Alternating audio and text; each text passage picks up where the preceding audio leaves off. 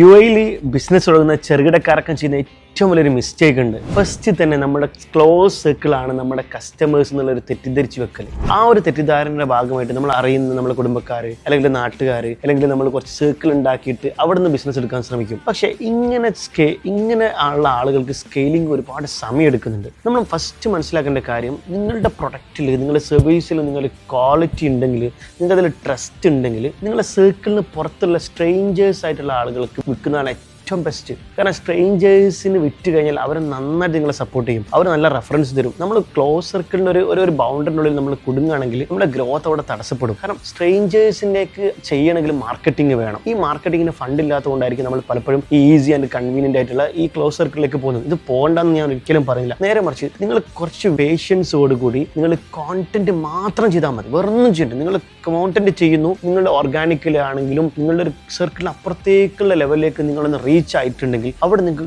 Easy ആയിട്ട് റീടാർഗറ്റ് ചെയ്ത് അവരെ സെയിൽസിലേക്ക് കൺവേർട്ട് ചെയ്യാൻ പറ്റും. ഇത് നിങ്ങളൊന്ന് ചെയ്ത് നോക്കൂ. നിങ്ങൾക്കത് പ്രാക്ടിക്കലി അത് ബോധ്യപ്പെടണമെങ്കിൽ നിങ്ങളൊരു 30 വീഡിയോസ് എങ്കിലും നിങ്ങളുടെ എക്സ്പെർട്ട് ഏരിയനെ കുറിച്ച് നിങ്ങളുടെ നിഷിൽ നിങ്ങൾ നന്നായിട്ട് ചെയ്താൽ മതി.